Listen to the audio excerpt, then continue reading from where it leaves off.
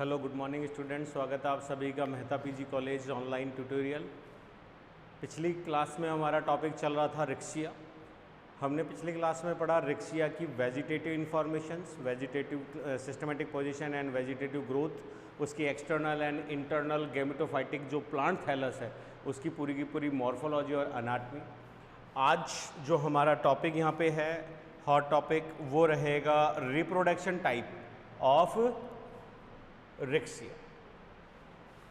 Students, अगर अपन बात करें इन रिक्शिया या इन ब्रायोफाइट्स, तो ब्रायोफाइट्स के अंदर जो डेवलपमेंट है और जो रिप्रोडक्शन मोड है वो बेसिकली चलता है सेक्सुअल और एसेक्सुअल मीन्स की ओर, और कुछ लेवल तक जो है वो बिल्कुल अनुकूल परिस्थितियों में, फेवरेबल कंडीशंस में, या प्लांट के बहुत ही ज़्यादा ओल्ड हो जाने पर या बहुत ज़्यादा मैच्योर या प्लेंटी ऑफ फूड मटेरियल के रिजर्व हो जाने पर ये यहाँ पर वेजिटेटिव रिप्रोडक्शन भी शो करते हैं। इसलिए यहाँ पे अगर अपन बात करें तो हमारे पास में क्लियरली कह सकते हैं कि जो रिप्रोडक्शन मोड है वो हमारे पास सीधा सीधा दो टाइप का है in Riccia. Two methods by vegetatively.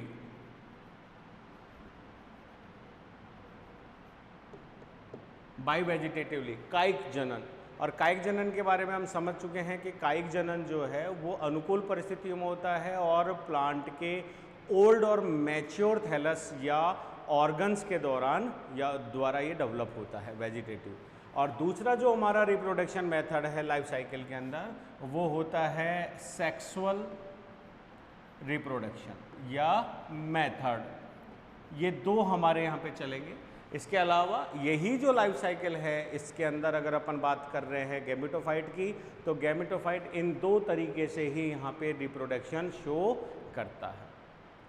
Next जो जनरेशन या फेज हम बात करते हैं स्पोरोफाइट की, वहाँ पर हम जनन का जो बात है वो करेंगे एज एसेक्सुअल रिप्रोडक्शन मेथड के साथ। तो यहाँ पर हमारा जो सबसे पहला मेथड है वो है वेजिटेटिव, और इस वेजिटेटिव मेथड में अगर हम बात करें तो कुछ मीन एंड मोड्स हमको यहाँ पे देखने को मिल रहे हैं।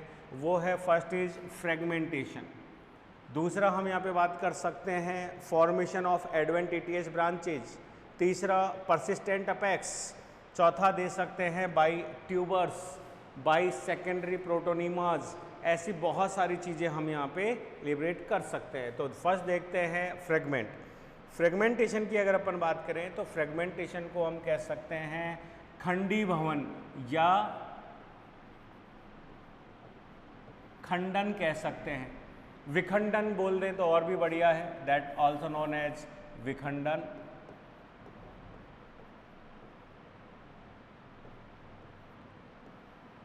इसमें क्या होगा कि जो मैच्योर थैलस है उसके पार्ट्स या कंप्लीट थैलस कभी कभी परिस्थितियां अनुकूल होने या परिस्थिति प्रतिकूल होने पर छोटे छोटे फ्रेगमेंट्स में टूट जाता है। और ऐसे में अगर सभी जो फ्रेगमेंट्स है उसमें रिक्शिया की सबसे बड़ी खासियत क्या है कि जो थैलस है वो है डाइकोटोनोमसली ब्रांच्ड, और इस डाइकोटोनोमस ब्रांच जो थैलस है उसके ऊपर हमको सीड्स के ऊपर दिखाई देती है एक notch, apical notch, seeds खांच।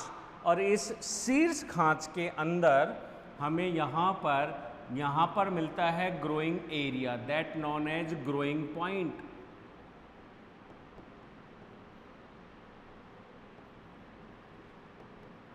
That is growing point, और ये हो गया एपिकल नॉच, एपिकल नॉच।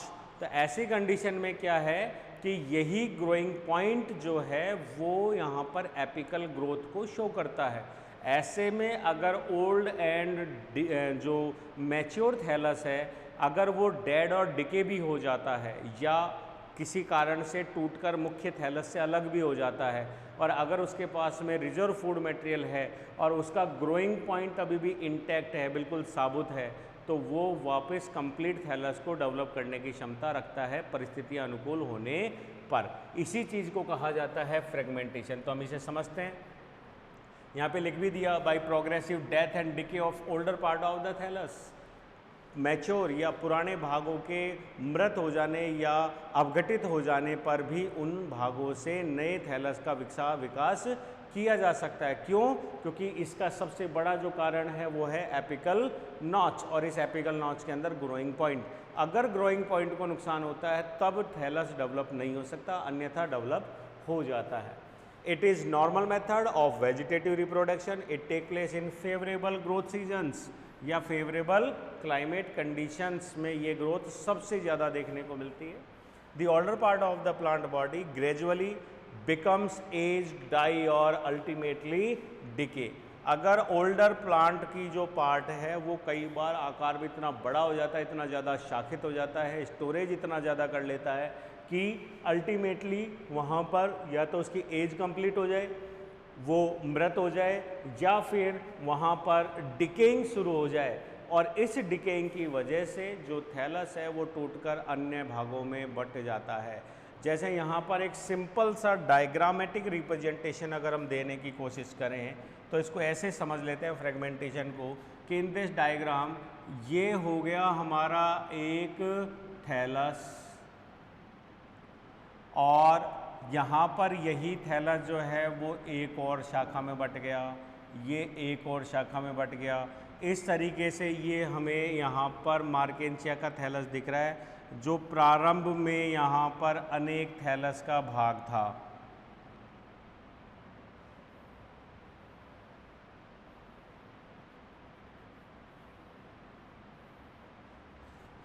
जो प्रारंभ में यहाँ पर अनेक थैलेसेस का भाग था।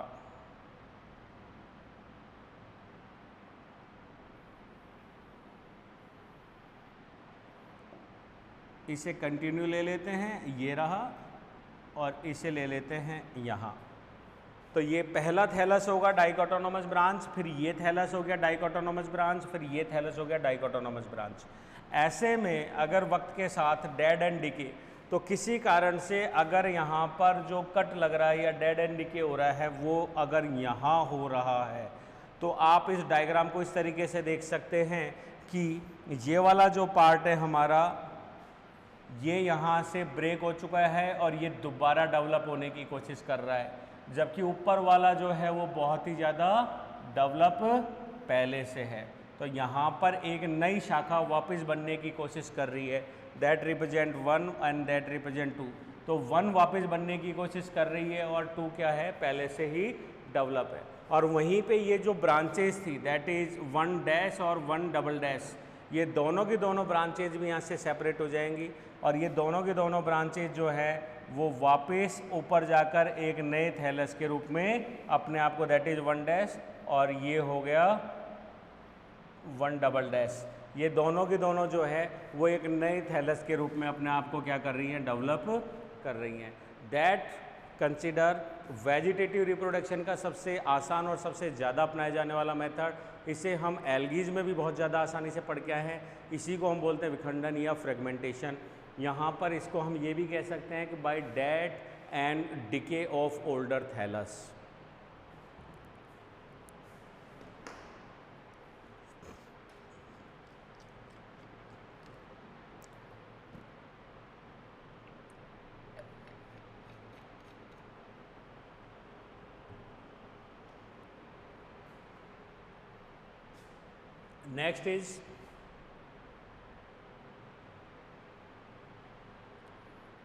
Next is by persistent apex. इस परसिस्टेंट अपेक्स के बारे में अगर आप देखें तो हमने यहाँ पे एक डायग्रामेटिक रिप्रेजेंटेशन से समझा कि जो एपिकल नॉच है उसके अंदर है ग्रोइंग पॉइंट, और ये ग्रोइंग पॉइंट कभी भी ओपनली नहीं होता है, ये यहाँ पर राइजोइड्स से भी ज़्यादा स्केल्स से ओवरलैप होता है कवर्ड होता है, और यही राइजोइड्स इसे मैकेनिकल सपोर्ट भी देते हैं, मैकेनिकल स्ट्रेस से भी बचाते हैं, और सबसे बड़ी बात डेसिकेशन से भी बचाते हैं, शुष्कता से। तो ऐसे में अगर कोई थैलस मृत हो चुका है, मेन प्लांट से अलग हो चुका है, गिर चुका है, ऐसे में वह थैलस अगर परिस्थितियां भी प्रतिकूल हैं तो कंप्लीट थैलस धीरे धीरे सूखेगा, लेकिन ग्रोइंग पॉइंट सबसे लास्ट में सूखता है। और ऐसी कंडीशन में अगर परिस्थितियां बदलती हैं और परिस्थितियां अनुकूल होती हैं तो ये अनुकूल परिस्थितियों में ये जो ग्रोइंग पॉइंट है ये वापस विभाजन करके नए थैलस को बनाने की क्षमता रखता है। ये बिल्कुल वैसा ही कंसेप्ट है फ्रेगमेंटेशन जैसा, लेकिन यहाँ पे छोटी सी शर्त ये आ गई है कि फ्रेगमेंटेशन में अगर अनुकूल परिस्थितियाँ ही चल रही हैं तो फ्रेगमेंट होते ही तुरंत वो फ्रेगमेंट नए थैलस को डेवलप कर देते हैं। और इस वाली कंडीशन में परसिस्टेंट अपेक्स ये कह रहा है कि फ्रेगमेंटेशन विषम परिस्थितियों में हुआ था और अनुकूल परिस्थितियां आने पर ये फ्रेगमेंट ही वेजिटेटिव रिप्रोडक्शन कर देते हैं, इसलिए हम इसको बोलते हैं परसिस्टेंट अपेक्स अर्थात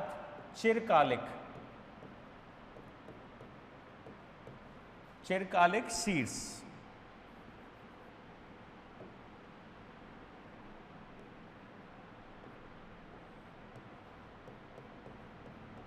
क्योंकि सीड्स स्केल से ढका हुआ है इसलिए सीड्स को नुकसान नहीं होता है। By death of thallus in drought conditions, drought का मतलब असामान्य, concept growing regions, these method found in region having prolonged dry season. लंबा समय अगर शुष्क आ रहा है, लंबा दीर्घकालिक शुष्क सीजन अगर आ रहा है, जैसे कि अगर हम बात करें राजस्थान हो गया, पंजाब हो गया, इसकी टेरेस्ट्रियल एक स्पीसीज की हम बात करें डिस्कलर, रिक्सिया डिस्कलर, इसके अंदर इस प्रकार का वेजिटेटिव रिप्रोडक्शन देखने को मिलता है कि प्लांट हमें बाहर से बिल्कुल सूखा मुरझाया हुआ डिके दिखाता है, लेकिन जो ही परिस्थिति अनुकूल होती हैं वो वापस ग्रीन होकर और थैलस को डेवलप कर लेता है। In this beginning of dry season, entire body of the thallus become dry except the apex, and when the conditions are favorable, it overcome and develop into a new developed young green thallus. Next by tubers. Tubers वही हमारा कारा वाला system थोड़ा थोड़ा चल रहा है, पॉलीसाइफोनियन कारा, that is known as कंद, अर्थात जमीन के नीचे दबी हुई ब्रांचेज या प्रोस्ट्रेट स्टेम, जिसको हम कह सकते हैं मेन एक्सिस। इस थैलस का भाग जब स्टोरेज प्लेंटी में बहुत बहुतायत में स्टोरेज करता है और कभी कभी ज़्यादा पानी आ जाने से, बाढ़ आ जाने से या किसी और कारण से ज़मीन में दब जाता है, तो ये कन्वर्ट करता है छोटी छोटी bulb like structures known as tubers, और यही ट्यूबर्स जब मुख्य थैलस से अलग होती हैं तो ये डेवलप करती हैं एक नए प्लांट को। इन मैनी स्पीसीज लाइक वही discolor, perennis growing in dry habitat, मतलब टेरेस्ट्रियल हैबिटेट है ये। When the dry season start, the apical cell divide to form a multicellular mass of cells on the apex of each branches. These mass of cells on the lobe become thick due to the storage of food, plenty of food, अच्छे मात्रा में reserve food material को क्या कर लेते हैं, ये धारण करके रखते हैं। And develop a thick protective layer around it after degeneration, और अपने आप को एक मोटी भित्ति के अंदर क्या कर लेते हैं, सुरक्षित कर लेते हैं। द ट्यूबर्स रिमेन डॉर्मेंट, जो कि चिरकालिक है, या हम बोल सकते हैं डॉर्मेंट का मतलब हो जाता है यहाँ पर शांत है। In dry seasons on the return of the favourable condition or moist season, each tuber resume growth and give rise to a new thallus. Tuber show a perennation. यहाँ पर ट्यूबर जो है वो पेरिनेशन शो करती है। Okay then, अब हम चलते हैं सेक्सुअल रिप्रोडक्शन की ओर। ब्रायोफाइट्स में सेक्सुअल रिप्रोडक्शन की तरफ चलने से पहले हमें कुछ चीज़ों को पहले ही ध्यान रख लेना चाहिए, टर्मिनोलॉजीज़ को। पहली चीज़, जो ब्रायोफाइट्स हैं ज़्यादातर गैमेटोफाइटिक थैलस हैं, बट दे आर हेटेरोथैलिक। ये चीज़ हमारे लिए बहुत इंपॉर्टेंट है। एक, डॉर्सीवेंट्रल जो सतह है उसमें रिप्रोडक्टिव ऑर्गन्स हमेशा सीड्स या अपेक्स के बिल्कुल पास या जस्ट अपेक्स से 2 सेल नीचे की तरफ ही डेवलप होते हैं, और वो भी मिड रिब रीजन के ऊपर। तीसरी चीज़, जो रिप्रोडक्टिव ऑर्गन्स हैं उनके लिए यहाँ पर ज़्यादातर जो आपके ब्रायोफाइट्स हैं वो डायोसियस कंडीशन में होते हैं, अर्थात एक लिंगाश्रयी। ये चीज़ भी इम्पॉर्टेंट है, अर्थात मेल गैमेटोफाइट अलग होगा और फीमेल गैमेटोफाइट अलग होगा। मेल गैमेटोफाइट जो है उसका हम डेवलपमेंट यहाँ पे शो कर सकते हैं एज एंथ्रीडियम, और जो फीमेल है उसको हम यहाँ पे बोलते हैं archegonia.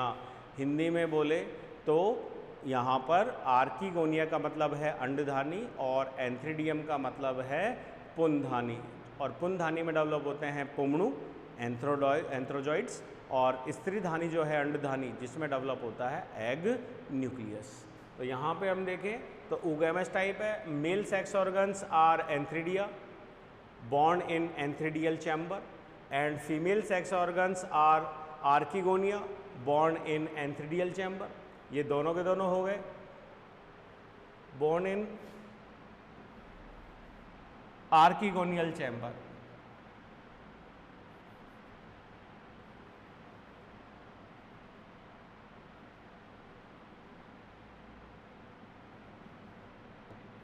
archegonial chamber। Some of the species are monoecious and some of are dioecious। सीधी सीधी बात करें तो मेनली दे आर डायोसियस, और यहाँ पर दोनों के रिप्रोडक्टिव ऑर्गन्स और फीमेल गैमेटोफाइट और male gametophyte plant thallus separate होता है। यहाँ पर हमारा पहला आता है structure of antheridium means male gametangia, differentiate into two parts stag and body of antheridium. Male gametophyte के सीड्स के पास डेवलप होता है और दो भागों में बटा हुआ है, एक है छोटा सा एक कोशिकीय या बहुकोशिकीय स्टैग और उसके ऊपर पूरी की पूरी structure. Body of antheridium consist of single layer jacket enclosing. यहाँ से एक बड़ा अंतर शुरू हो गया है। अगर हम समझें तो एल्गीज के अंदर जो मेल रिप्रोडक्टिव ऑर्गन्स या गैमेटोफाइट्स थे वो सिंगल सेल थे और नॉन जैकेटेड थे एक्सेप्ट कारा, लेकिन यहाँ पे अगर अपन बात करें तो यहाँ पर हमको ये जैकेटेड भी मिल रहा है। दूसरी चीज़ हमें ये मल्टी सेल्यूलर भी देखने को मिल रहा है। Each androcyte differentiate to produce single biflagellate antherozoids and these antherozoids are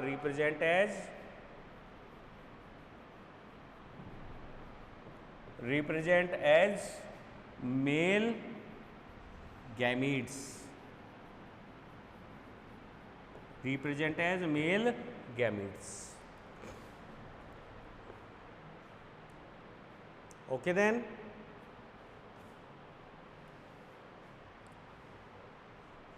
इसी डायग्राम को एक बार अपन बनाने की कोशिश करें तो यहाँ पर इस डायग्राम की अगर हम बात करें तो इसको हल्का सा समझिए। ये है Riccia thallus that is apical notch and apical growing point. इस एपिकल ग्रोइंग पॉइंट को अगर अपन हॉरिजेंटली देखने की कोशिश करें तो ये है इसका एपिकल हॉरिजॉन, ठीक है, और इस एपिकल हॉरिजॉन पे ये रहा यहाँ पर मेन ग्रोइंग पॉइंट, और जस्ट मेन ग्रोइंग पॉइंट के पीछे बिहाइंड यहाँ पर डेवलप होता है antheridial chamber that known as antheridial chamber.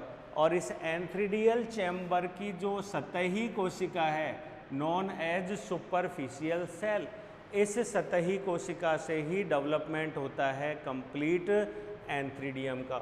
और इस एंथ्रीडियम को अगर हम यहाँ पे ड्रॉ करें तो एंथ्रीडियम की स्ट्रक्चर हो गई सिंपल वे में, जो एंथ्रीडियल चैम्बर है उसको हम यहाँ पे आउट कर लेते हैं।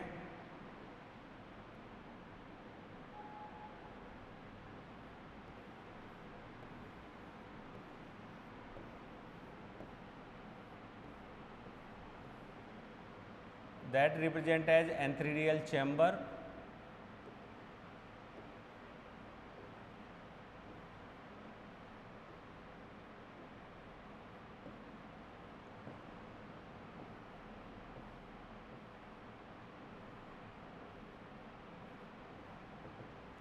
ये हो गया एंथ्रीडियल चैम्बर।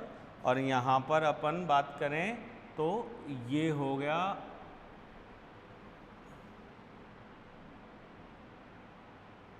ओव्यूल या क्लब शेप एक बड़ा antheridium that represent as antheridium wall.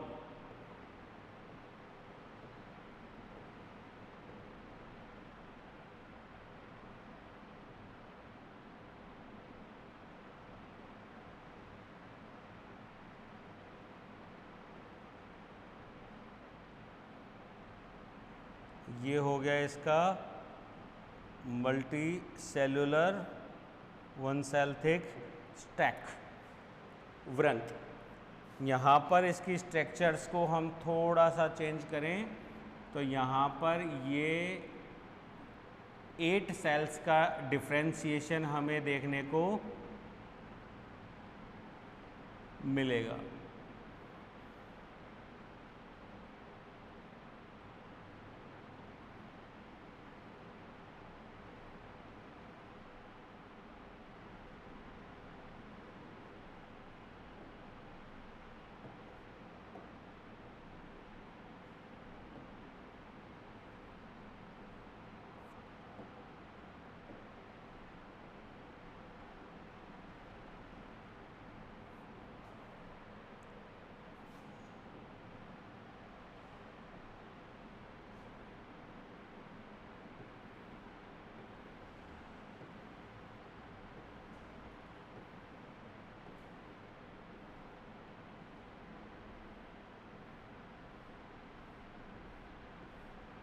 ये सभी जो घनाकार कोशिकाएं हमें दिखने को मिल रही हैं, दीज आर एंड्रोगोनियल टिश्यूज।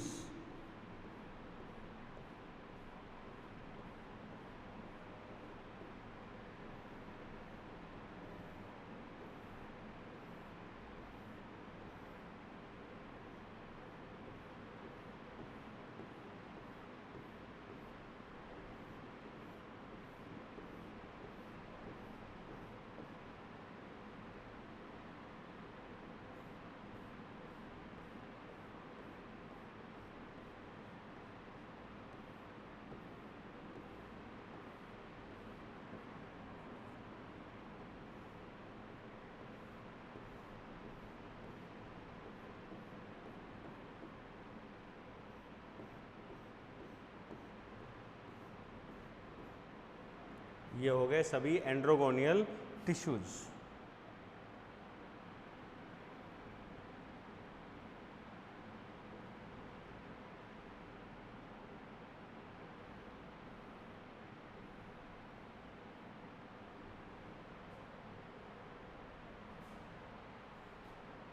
सेम यही डायग्राम यहाँ पर दिखाया गया है।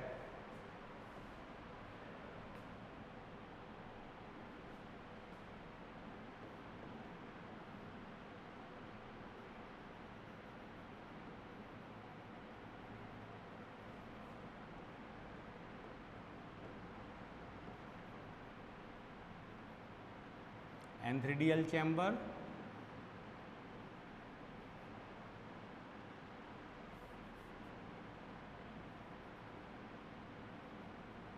चैम्बर wall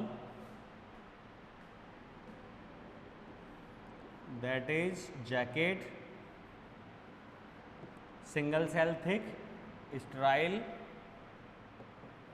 बंदे प्रकार की होती है। एंड्रोगोनियल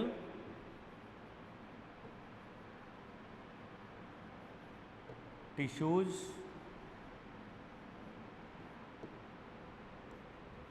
इसे हम बोल सकते हैं एंड्रोसाइट।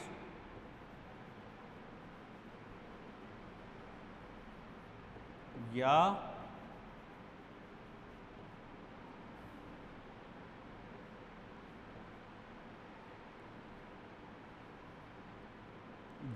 एंथरजॉइड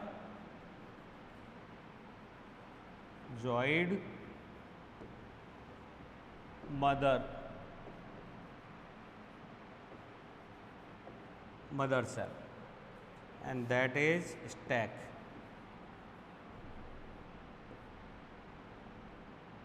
ये हो गया वृंत। ये है कंप्लीट स्ट्रक्चर एंथ्रोजॉइड की।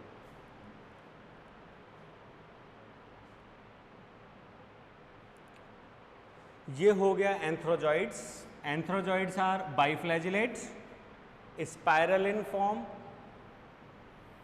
जिनका आगे का हिस्सा थोड़ा सा मोटा और पीछे की तरफ ये हल्के हल्के हल्के होके बिल्कुल पूंछ के समान लंबे, एक आई स्पॉट और 2 इनके अंदर फ्लैजिलास। ठीक है, कभी कभी ये ओव्यूल शेप के भी हमें देखने को मिल जाते हैं या ऑब्लोंग शेप के भी हमें देखने को मिल जाते हैं। These are also antherozoids. Zoids, और यहाँ पर ये बिल्कुल ही स्पाइरल और कॉइल फॉर्म में हमें देखने को मिल रहे हैं। They represent as male gametes, they represent as male gametes.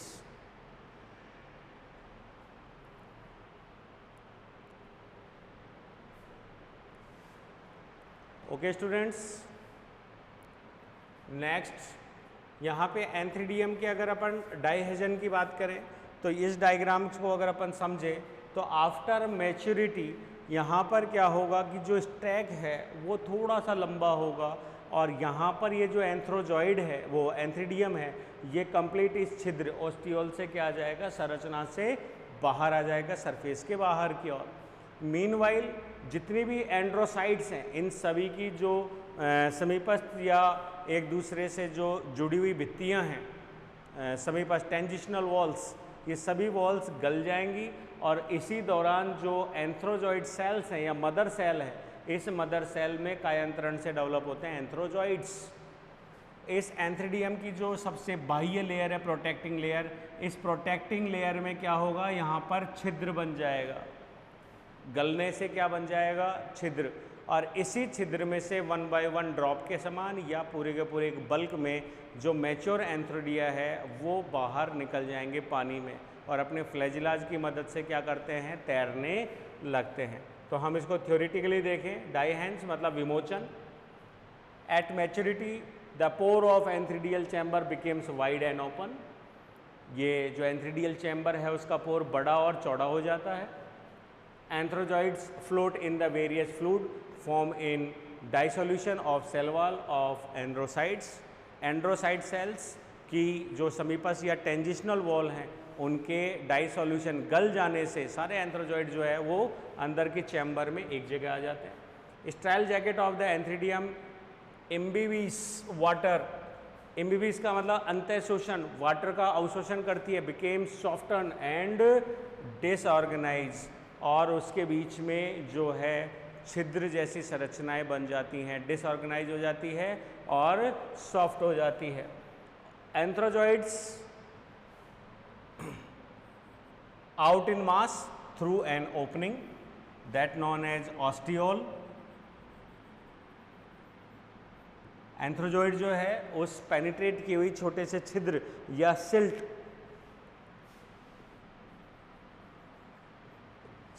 दरार में से 1 बाय 1 या बल्क में एक साथ बाहर आने लगते हैं। Antherozoids escape and come to dorsal surface of the thallus, thallus के डॉर्सल सरफेस पे आके इकट्ठे हो जाते हैं, where they swim in the film of water present on the dorsal surface, और फिर पानी में तैरने लगते हैं अपने फ्लैजिलाज की मदद से। The presence of water is essential for the liberation of antherozoids, और यहाँ पे जल जो है वो आवश्यक, अर्थात सेक्सुअल रिप्रोडक्शन के लिए परिस्थितियों का अनुकूल होना और वाटर की संभावना अधिक से अधिक होना आवश्यक होता है। नेक्स्ट, स्ट्रक्चर ऑफ आर्चिगोनिया, यहाँ पे हम बात कर रहे हैं फीमेल की, फीमेल गैमिटेंजिया। फीमेल गैमिटेंजिया मादा जन्नांग या मादा अपन बात कर सकते हैं यहाँ पर रिप्रोडक्टिव ऑर्गन की, नोन एज आर्किगोनिया। जैसे हम एल्गीज में ऊगोनिया की बात कर रहे थे या कार्पोगोनिया की बात कर रहे थे, सेम वैसे ही स्ट्रक्चर इसकी थोड़ी थोड़ी पॉलीसाइफोनिया के कार्पोगोनिया जैसी मिलती है, लेकिन ये एडवांस है उसकी तुलना में और बहुकोशिकीय और जैकेटेड है। पहले यहाँ पे अगर अपन इसके डायग्राम्स की बात करें तो एक एक्स्ट्रा डायग्राम के रूप में हम इसको रिप्रेजेंट कर लेते हैं। फर्स्ट, अगर यहाँ पे अपन वही पिछली बार की तरह देखें तो ये भी डेवलप होती है आर्किगोनियल चैम्बर में, तो that represent as archegonial chamber.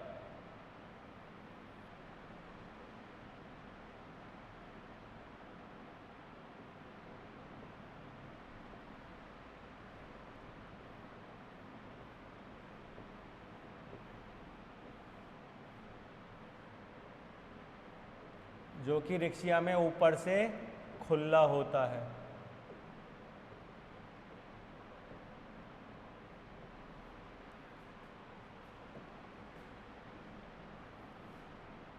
और ये हो गई neck, that is venter, and that represent as egg.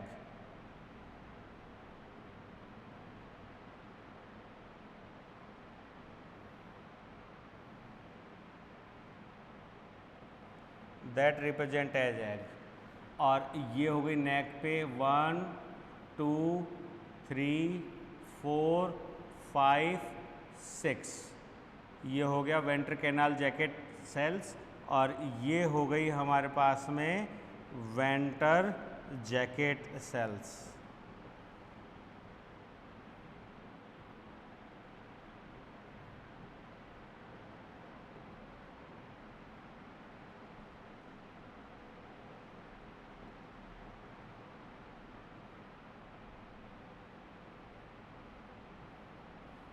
और यहाँ नीचे छोटा सा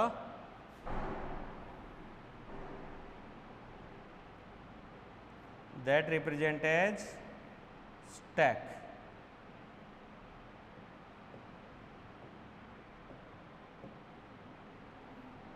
ये हो गया एंथ्रीडियल चैम्बर की सरफेस।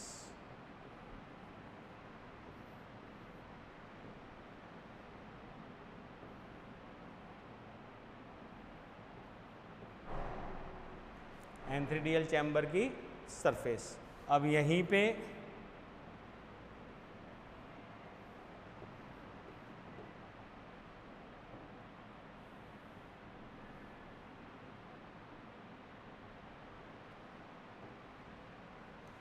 पे हमारे पास है नेक सेल्स 1 2 3 4 5 और 6, 1 2 3 4 5 और 6, और यहाँ ऊपर की तरफ है हमारे पास में 4 कवर सेल्स। ये कंप्लीट स्ट्रक्चर है फीमेल आर्किगोनिया की। यहाँ पर अगर अपन देखें तो इसको अभी दे देते हैं नाम। ये फर्स्ट चीज हो गई होगी आर्किगोनियल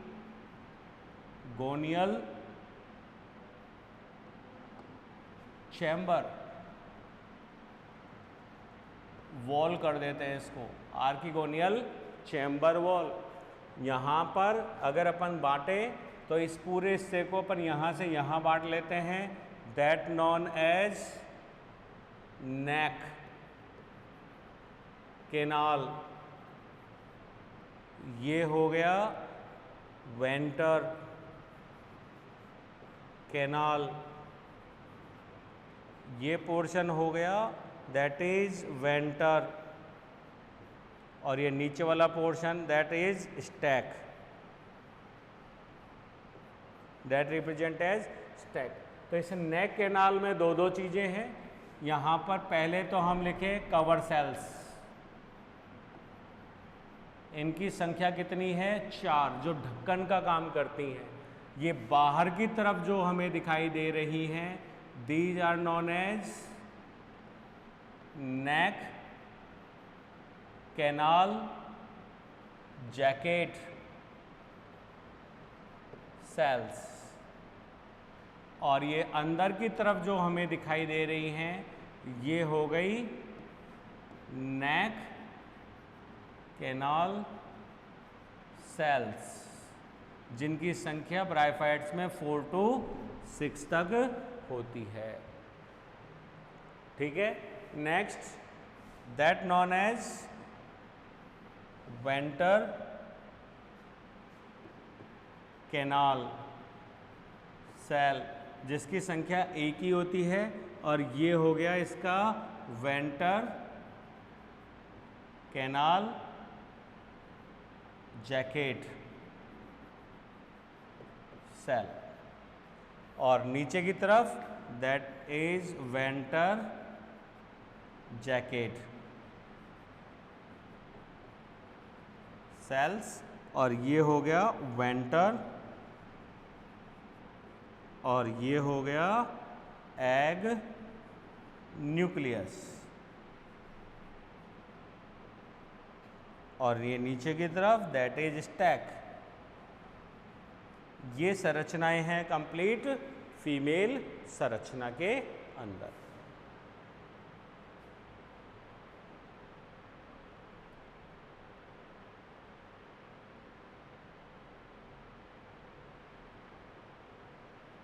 यहाँ हम इसे शॉर्ट फॉर्म में जो हमने कहा है neck canal cell also known as NCC, और यहाँ हम इसे कह सकते हैं वेंट्रल कैनाल सेल मतलब VCC। अब इसकी स्ट्रक्चर को देखें। इट इज ए फ्लास shape structure differentiate into 3 parts, stack और दैट इज फ्लास शेप, जो कि ऊपर नीचे से है स्टैक और बीच में से हमको दिख रही है पूरा का पूरा स्लोवन, और एक है इसमें ऊपर की तरफ लॉन्ग नेक। स्लोवन पार्ट को देखिए, consist of single layer wall, जो कि हमने कंप्लीट डायग्राम के अंदर देखा पिछले डायग्राम में। कंप्लीट एक सिंगल लेयर से क्या है, आवृत है, कवर्ड है। Enclose a ventral canal cell and a large naked egg cell. एक वेंट्रल कैनाल सेल है और एक फीमेल एग सेल या वेंट्रल सेल इसके अंदर प्रेजेंट होती है, जो कि सिंगल लेयर सेल से जैकेटेड होती है। Long canal consist of 6 to 9 tier of cells arrange in 6 vertical rows. ये जो हमने स्ट्रक्चर यहाँ पे लिखी है 4 to 6, they are represent as 6 to 9, 6 to 9 these are neck canal cells, और ये जैकेटेड होती हैं वही बाहर की तरफ सिंगल सेल लेयर से, known as neck jacket cells surrounding of narrow neck canal cells. That is the structure of female archegonia in Rixia.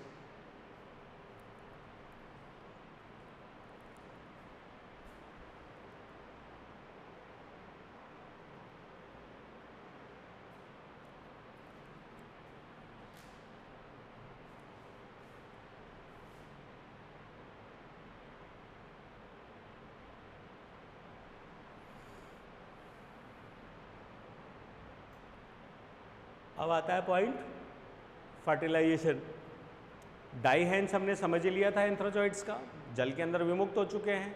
उसी वक्त मीनवाइल जो आर्किगोनिया है वो भी क्या हो जाएगी, यहाँ पर परिपक्व हो जाती है। अब एक बार आर्किगोनिया की प्रोसेस को समझते हैं, देन फिर हम फर्टिलाइजेशन को देखें। फर्टिलाइजेशन का मेन उद्देश्य क्या है, मेल न्यूक्लियस का यहाँ पर फीमेल न्यूक्लियस से आके क्या कर लेना, कांटेक्ट कर लेना। इसी को हम बोलते हैं फर्टिलाइजेशन। जब दोनों न्यूक्लियस फ्यूज होकर आगे एक जाइगोट बनाएंगे, दैट इज फर्टिलाइजेशन, और इसके लिए वाटर इसेंशियल है। तो मेल जो एंथ्रोजॉइड्स थे वो तो लिबरेट हो चुके हैं, अब फीमेल की तरफ आइए। जब फीमेल कंप्लीट मैच्योर होती है तो फीमेल में भी स्टैक क्या हो जाता है, एनलार्ज होता है, और ये संरचना भी मेन जो थैलस एरिक्सिया का डॉर्सल सरफेस उससे थोड़ा बाहर की तरफ आती है। और ये जो छिद्र है आर्चिगोनियल चैम्बर का, ये भर जाता है किससे, पानी से, क्योंकि बरसात के सीजन में होता है। तो ऐसे में पानी आने से ये पूरा का पूरा चैम्बर किससे भर जाएगा, पानी से भर जाएगा। सेम वैसे जैसे एंथ्रीडियम के अंदर भरा था। चैम्बर के भर जाने से यहाँ पर जो सेल्स हैं कंप्लीट नेक कैनाल की, ये यहाँ पर स्टोरेज करती हैं और सिक्रेट करती हैं म्यूसिलेज को। म्यूसिलेज वाटर को एब्जर्व करके बनाता है एक जेली सब्सटेंस। जेली सब्सटेंस के बनने से ये जो जेली सब्सटेंस है ये इस नेक कैनाल की जो कवर सेल्स है उनकी सेल्स को खोल देता है या ब्रेक कर देता है। इस ब्रेकिंग की वजह से क्या होगा कि जो जेल है वो इस फ्लास्क के मुंह से, अर्थात इन संरचनाओं से ये जो सब्सटेंस है ये बहते हुए बाहर की तरफ आने लगता है। ये सब्सटेंस जो है वो बहते हुए बाहर की तरफ आने लगता है। ये चिपचिपा पदार्थ यहाँ पर 3 काम करता है। सबसे पहला काम कीमोटैक्टिक अर्थात रसायनुचलन, अर्थात तैर के आते हुए एंथ्रोजॉइड्स को आकर्षित करने का काम करता है वाटर करंट के अंदर। दूसरा, यहाँ पर जो एंथ्रोजॉइड्स यहाँ पे आएंगे उनको आकर्षित करने के बाद जो यहाँ पहुँचेंगे उन्हें चिपकाने का काम करता है एक ल्यूब्रिकेंट या एडेसिव के समान। और तीसरा, ये पैसेज प्रोवाइड करता है उन्हें अंदर घुसने में और उनको न्यूट्रिएंट्स या पोषक देने का कार्य करता है। ये बहुत इंपॉर्टेंस है इसकी। तो इस पूरी प्रोसेस को समझिए। जब ये पूरा का पूरा यहाँ पर जिलेटिनस सब्सटेंस जो है वो बाहर की तरफ आने लगता है तो इससे आकर्षित होकर जो एंथ्रोजॉइड्स हैं वो पानी में तैरते हुए इसके पास पहुँचेंगे और सैकड़ों की संख्या में एंथ्रोजॉइड जो है वो यहाँ पर आकर चिपक जाएंगे। ठीक है, वो अपने फ्लैजिलाज को ड्रॉप आउट कर देते हैं। अब इसी में से कोई एक एंथ्रोजॉइड जो है वो यहाँ पर इन पैसेज सेल में से होते हुए वेंटर, और इसी वक्त क्या हो गया है, इसकी सभी कोशिकाएं जो है वो क्या हो चुकी हैं, गल चुकी हैं, और ये कंप्लीट क्या बनाती हैं, पैसेज। तो उस एक एंथ्रोजॉइड को इस नेक कैनाल सेल से होते हुए वेंटर कैनाल, और वेंटर कैनाल सेल से होते हुए कहाँ पे पैसेज करवाती है, इनटू द फीमेल वेंटर, और इस फीमेल वेंटर के अंदर that represent as male nucleus and that represent as female nucleus, और यहाँ जाकर इन दोनों का क्या होता है, फर्टिलाइजेशन प्रोसेस कंप्लीट होता है, जिससे यहाँ पर कंप्लीट फर्टिलाइजेशन से जायगोट डेवलप होता है।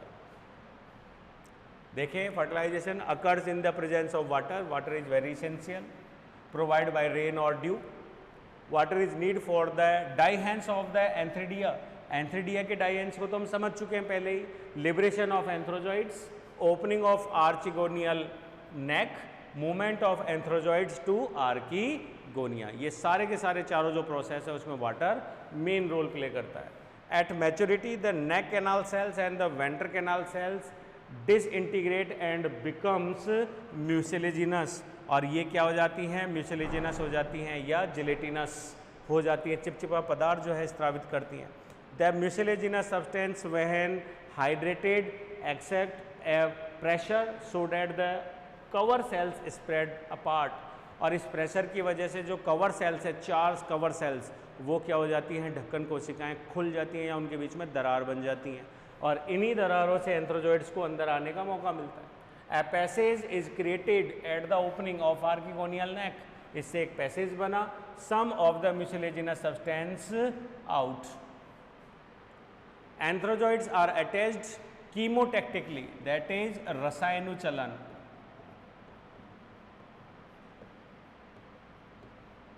दैट रिप्रेजेंट एज रसायनुचलन, कीमोटैक्टिकली जो एंथ्रोजॉइड्स हैं वो यहाँ पर आते हैं toward some chemical substance present in the mucilage, इससे आकर्षित होकर आते हैं।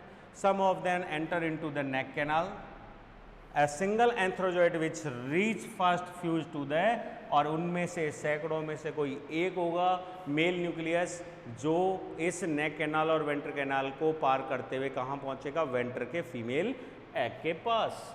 Fusion results in form of diploid zygote, zygote बनेगा। The gametophytic phase of the life cycle ends with the formation of zygote, और जायगोट का बनना स्पोरोफाइट जनरेशन का सबसे पहला लक्षण है, और यहीं पर गैमेटोफाइटिक या जो हैप्लॉइड फेज है वो कंप्लीट होती है।